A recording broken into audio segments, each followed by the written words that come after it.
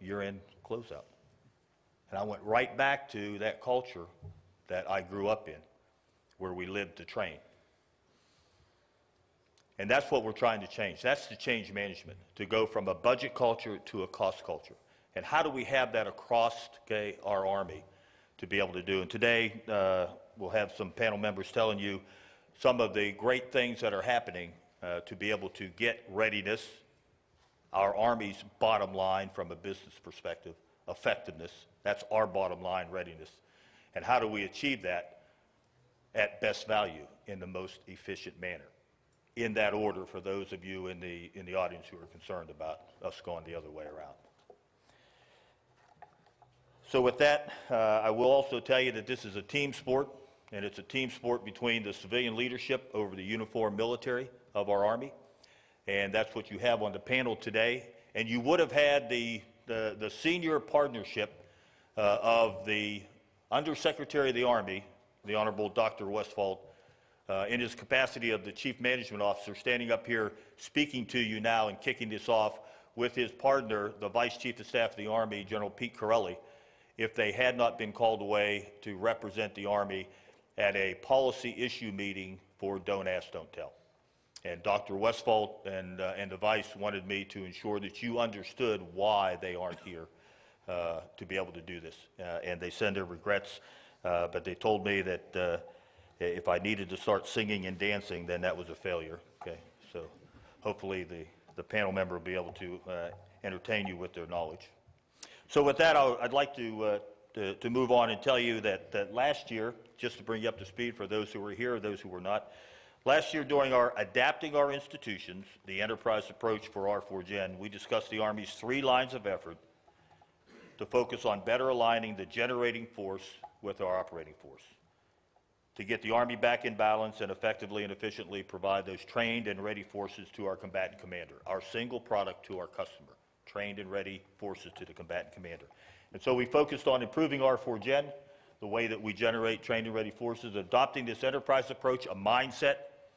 How do we achieve that readiness at best value, make resource-informed decisions, okay? And how do we reform our requirements and resource process, okay, to be able to do that better, have it aligned, be integrated, and maybe take some innovative approaches to do that.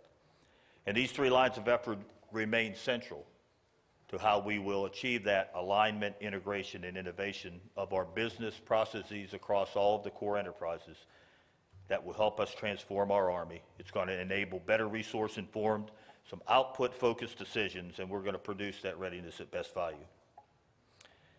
And then we made some progress over the years. And the next slide, I'll just talk you through some of these, okay?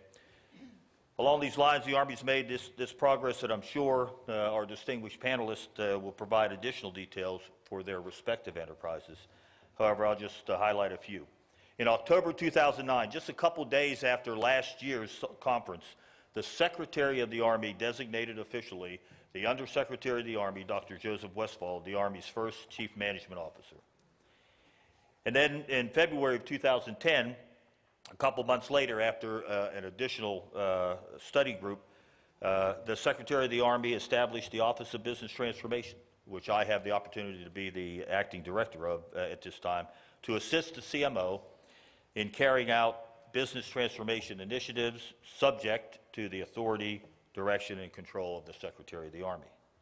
And as the Sec Army states in his Green Book article up front, the Office of Business Transformation, quote unquote, is developing a system of plans to transform and improve our business practices with the help of the rest of the Army.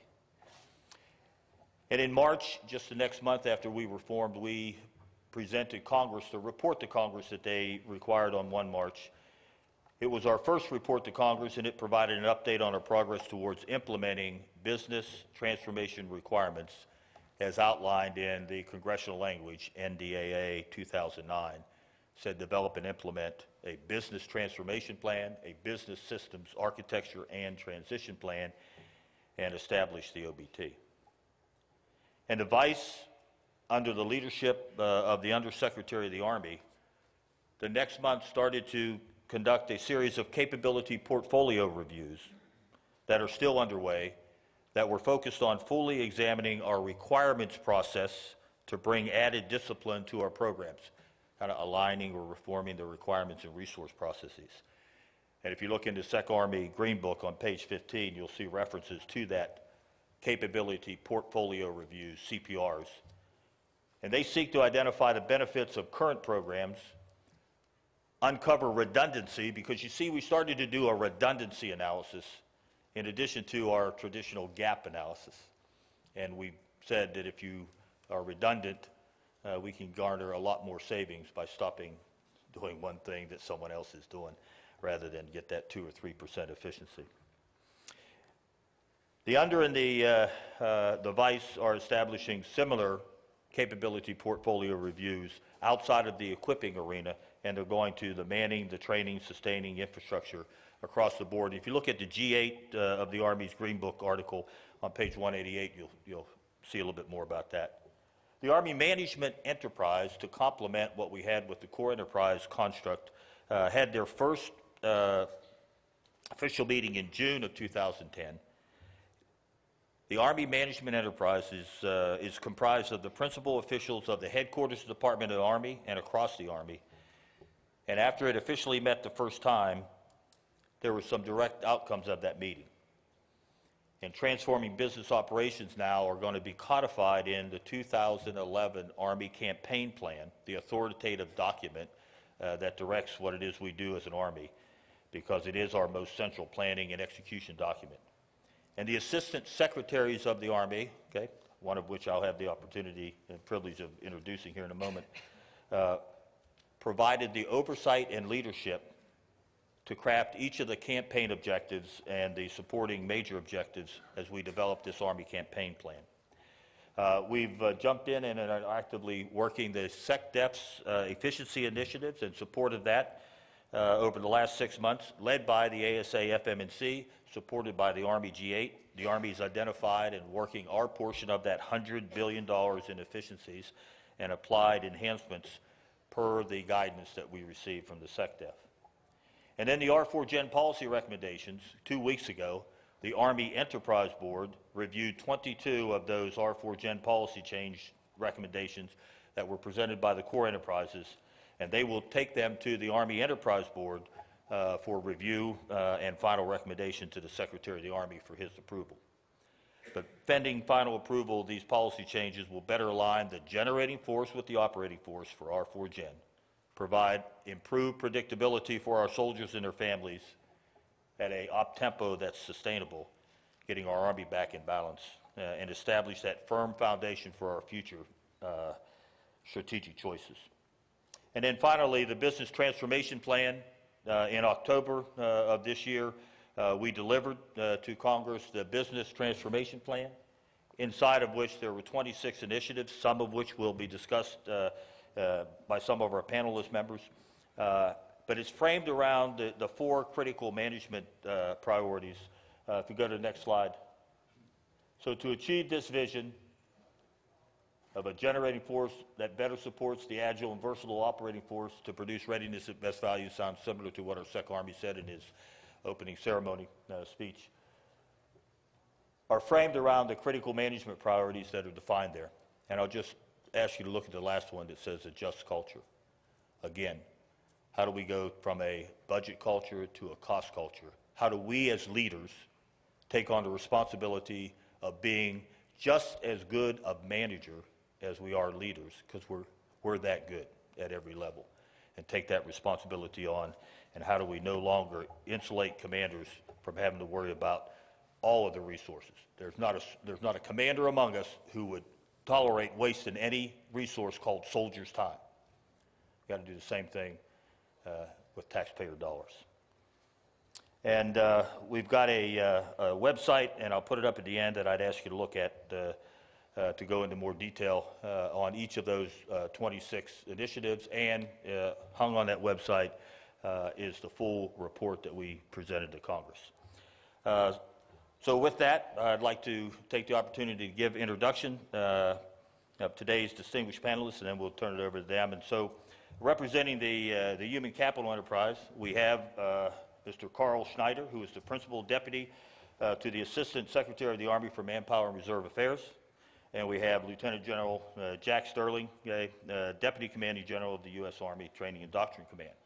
And from the Material Enterprise, we have Mr. Ed Harrington, Deputy Assistant Secretary for the Army for Procurement, and Miss Teresa, and I call her Terry, Gerton, Executive Deputy to the Commanding General for U.S. Army Material Command.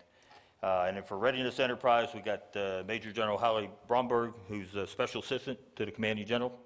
Great to have you here. And then from Services and Infrastructure Corps Enterprise, we do have the Honorable Catherine Hammock, Assistant Secretary of the Army for Installation, Energy, and Environment, okay, with emphasis on energy. And John Nerger, who's here as the Executive Director of U.S. Army Installation Management Command. And then finally, and not least, the other Bob, okay, my partner in crime here, Mr. Bob Spear, who is the Principal Deputy to the Assistant Secretary of the Army for Financial Management and Comptroller, and he will speak about the Army Management Enterprise. So with that, I would just ask that each of our enterprises take about 15 minutes to express to the group what it is you're doing, and then we would have time for questions at the end. Sir. Gerald Durbin, thank you for that introduction. Everybody hear me? Got the mic close enough? Good. Well, since I'm the only lawyer on the panel, let me start off with a lawyer joke. There are two guys in a hot air balloon. They're lost. They see somebody on the ground. One man in the balloon shouts down. He says, "Where are we?" The man on the ground says, "You're in a balloon." The one guy in the balloon says to his friend, he said, "You know, that guy must be a lawyer." His friend says, "Well, how can you tell?" He said, "Because what he told us was absolutely right and absolutely useless." So I'm hoping to break the mold today, and what I tell you here will be not only correct but useful. What I'm going to talk about on the civilian side of the house, and I'm going to let General Sterling talk about some military initiatives that we're working in the enterprise.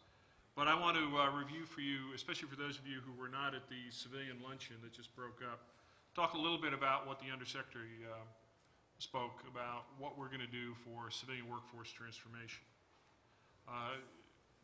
You know, General Durbin just talked about the importance of changing the generating force. We've changed the operating force here in the last 9 years, but really the generating force is pretty much the way it's been since the 1970s. 60% of the generating force are civilians. And what we want to do is take action to make fundamental reforms in the way we manage our civilian workforce. And the Undersecretary talked about 4 issues. He talked about hiring, which I know is something that everybody thinks about when they think about civilians. Why does it take so long for us to hire civilians? Look at managing the workforce. There are actually some parts of the civilian workforce that are well managed. Those who are in career fields that do a lot to bring their people along. Comptroller is a prime example of a career program that is really run quite well. The problem is only 40% of Army civilians are in career programs. That means more than half of our civilians do not have some sort of centrally managed career in the Army. So we want to fix that. We want to look at training and development of our Army civilians. We do a great job on the military side of the house, but I would argue that we don't do such a good job on the civilian side of the house. And finally, what do we do to retain our civilians? You know, we bring in a lot of great Army interns every year, young men and women coming out of college, looking for a career with the Army. And there are people around here who have come all the way from being an intern to being an SCS, coming up through a good career program. But the fact of the matter is we lose a large percentage of our interns within the first 5 years. And that's not good. That's waste. You know, if you think about it in Lean Six Sigma, it's muda. It's waste. We spent that money and we're not getting a payback for it. So we want to figure out a way to do that. So what are we going to do? Well, what the Under talked about is, number one, is we want to have a career program management for the entire civilian workforce so that everybody has a career that's being managed. So they know what's expected of them. They know what's expected of them in terms of training, of development. They know what they need to do to get ahead. Secondly, what we want is a scalable hiring process that works. Right now, it takes us on average of 130 days to hire a civilian. And as you know, for some positions, it takes considerably longer. We want to bring that down. Now, I tell you, we are going to bring it down. We want to bring it down to the OPM standard. But I point out to you, the OPM standard is still a 14-step, 80-day process. So we're going to get better, but it's still a challenge to make it as good as we all want it to be. We want a balanced workforce. You know, we have a lot of people now who are retirement eligible, and that population is going to grow over the next several years. We need to figure out what we're going to do to replace that intellectual capital that we're going to lose over the next 5 years. What are we going to do to replace them? What are we going to do to renew the workforce, to bring talented young men and women into our Army and keep them for a career? We need to have a leader development program. You know, I was just at the civilian forum this morning, and a lot of the questions for the panelists had to do with what was called the green ceiling or the brass ceiling. People saying, you know, a lot of the GS-15s, a lot of the SESers are retired military. What about me? How do I get promoted to 15? How do I get into the SES? And part of it is, frankly, we do a great job of developing our soldiers, particularly our NCOs and our officers. We don't do that as well for our civilians, so that some of our civilians are not as competitive for the top jobs as they might be. We need to break that mold. We need to have a way to see how people need to be developed and trained for senior leadership positions in our Army. We need to understand what the resource implications are. We need to understand what the payoff is. Getting to what General Durbin was talking about is tell me how much it's going to cost, tell me what my payoff's going to be for doing that. And if it's a good deal, we're going to do it. Finally, of course, we need to have a way to have a student account. You know, we have a TTHS account for our military, for people who are in training, for people who are in school, and for other places. We need to have a trainee in school account for our civilians. Because what happens too often, we hear, I can't afford to send Schneider to school, or actually in my case, they say, please take him to school. But no, people don't want to let their good people go. And so what we end up doing is actually penalizing the good people, because you can't get a replacement for that person while that person's at school. We also need to look at, you know, other ways to deliver that training so the person doesn't have to leave the workplace to get the training that he or she needs to get ahead. But, you know, it's one thing to say we're going to do it. If you don't have metrics, it isn't going to get done. So here are the metrics that the under put out. Number one, by the end of FY11, he wants to document and promulgate a reformed hiring process, one that at least meets the OPM standard. By the end of second quarter FY11, the path and resource requirements for 100% of the workforce to be covered by a professional career management program. And decision quality information, and this is key, I think, for the resource part of it, so that we can make good strategic decisions. How much is it going to cost, and what am I going to get back for it? By the end of 11, implement a comprehensive executive competency-based leadership development program to make sure that we're developing the best GS-15s and SESers who have that cost consciousness that General Durbin is talking about. What kind of deal is this for us? Is this the best expenditure of Army dollars? Across the Army civilian leadership, people understand what that means. By first quarter 12, education, training, and development program.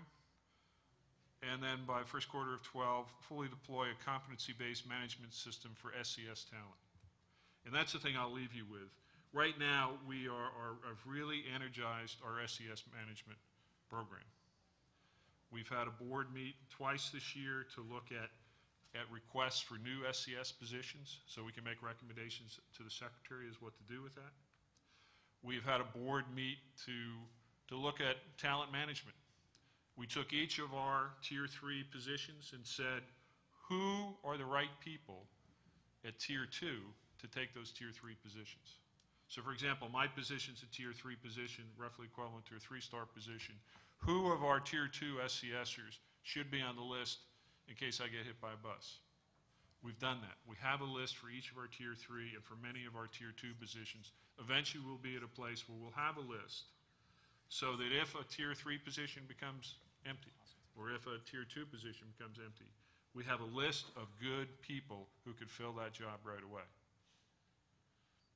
Promoting people from Tier 1 to Tier 2, from Tier 2 to Tier 3.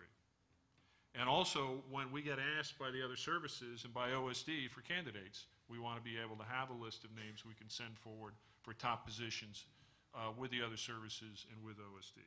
So that's what we're doing. That's what we're trying to do to develop the senior civilian leadership, to develop the civilian workforce to be able to do the things that General Durbin just described.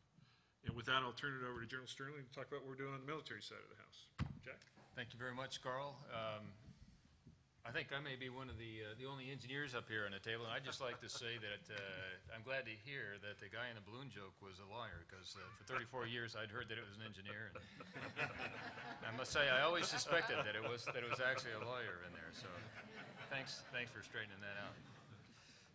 In the remaining moments of the time here for the Human Capital Core Enterprise, I'd like to talk about some of the initiatives that we are doing as an enterprise to provide readiness at best value in the human capital arena. And who is the Human Capital Core Enterprise? It's a group of number of different organizations across the Army that are all involved with our human resources, which in the Army is the major part of our budget. It involves partnership between the Assistant Secretary of the Army for Manpower and Reserve Affairs and the DAG-1, Lieutenant General Tom Bostic and his folks, who provide the policy then that a number of other organizations execute, be it Army Accessions Commands that recruits the people in accordance with those policies, or Training and Doctrine Command that trains them and gives them the skills they need to perform what they're asked, or Human Resources Command, who then distributes them around the Army. And so under the leadership of the Undersecretary of the Army, we've pulled together the enterprise here and sought for ways that we can do business better across the whole enterprise. And Carl Snyder just talked about some of the programs with respect to the civilian side, and I'd like to just mention a couple of initiatives that we are doing on the military side. And the first one I'll talk about is one that the G1 Tom Bostic asked me to bring out, and that is reduction in our non-deployable strength. Many of you may know that as the war has gone on, the number of non-deployable soldiers in the Army has grown to the extent that the Department, the Secretary of Defense, has authorized the Army to have a temporary growth in the end strength to account for the number of soldiers in our ranks that are unable to deploy. And so one of the things that the enterprise has looked at is how can we reduce the number of non-deployable soldiers that are out there that are causing this need for growth in our force. And one initiative that has come up is in the area of medical non-deployables. And those of you who have been involved with the Medical Evaluation Board, Physical Evaluation Board process know that in the attempt to make sure that we are providing the best medical care to our to soldiers who have medical problems, and to make sure that we do all we can for them, why we have established a lengthy process for determining the right kind of care and the right kind of ultimate utilization for those soldiers. And we have then a large population of soldiers that are undergoing that MEB, PEB process. And in trying to find ways to reduce that, while we worked across the enterprise, talked to folks that commanded these soldiers out in FORSCOM, within the medical community, within the personnel community. And one area that we focused on then was the MOS/Medical Retention Board. And this is a review process where we try and make a determination on the ability of a soldier to be able to accomplish the tasks for his military occupational specialty after having been injured or wounded and received the benefit of the medical care. And what we found as we talked across the enterprise and also as we read a review of a report that was done on this topic, that this was a confusing process. It was a cumbersome process. Commanders didn't understand it. We had laymen, commanders trying to make decisions on medical care, which was really outside their bailiwick.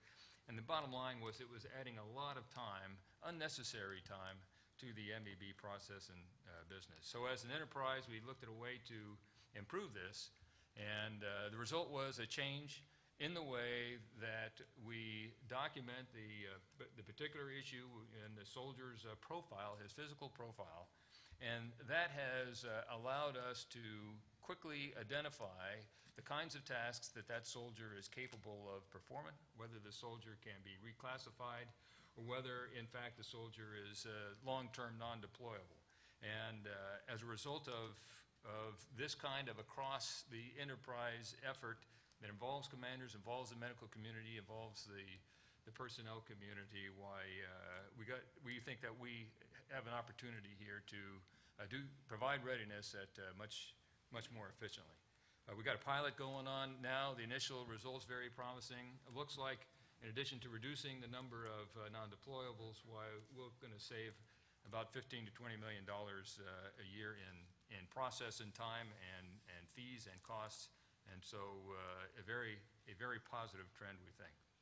Second thing I'd like to talk about is providing trained and ready soldiers to our units as they deploy. And here, the resource really that's under stress is time. And we all know that time is money, but the particular issue is that we've got soldiers in units that are deploying frequently that have a very difficult time getting back to the institution to participate in the kind of professional military education that will further their development and further their career. And that's on the institutional level. And on the unit level, we have units that are finding a real challenge in being able to plan and organize and conduct their training during the very short dwell time that they have back at their home station.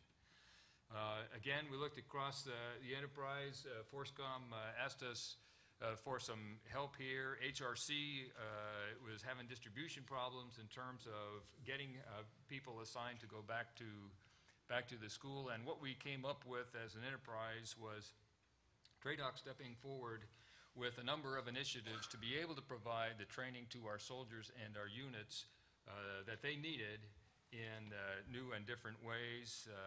You may be aware of the growth in distributed learning products that we do, but what we have been able to do is take our professional military education courses, like our advanced leader course, our intermediate level education for our officers, provide some of that training by distributed learning, where the individual can take that training at his home station or even his home. Some of that training is done in the unit, and then some part of it is in fact done back at the institution. And for some courses, we take the institution to the installation itself. So over the last couple of years, we've had a number of mobile training teams that have gone to installations that have high concentrations of sergeants in need of professional military education, and we conduct the courses there. And for an example would be some 575 soldiers, sergeants that we trained in the Warrior Leader course, the basic transition course from junior enlisted to sergeant that we did in Kuwait. And we've done that in a number of installations in CONUS as well. And that's for the individual side. For unit training, as I mentioned, a lot of commanders, as they come back, go through reset and then form their units, find difficulty in planning, organizing, and conducting the training. Again, TRADOC has been called upon, and we've stepped forward to fill the need in going to the units and helping them plan and set up the training, and in many cases actually conduct the training for the units themselves, collective training for the units. And in 2009, over 2,000 mobile training teams have gone to various installations, trained over 90,000 soldiers in any number of tasks that they have asked us to help with them. And this has been able to greatly increase the efficient use of the time that the soldiers do have, the short amount of time they have in the dwell as they prepare for their next deployment.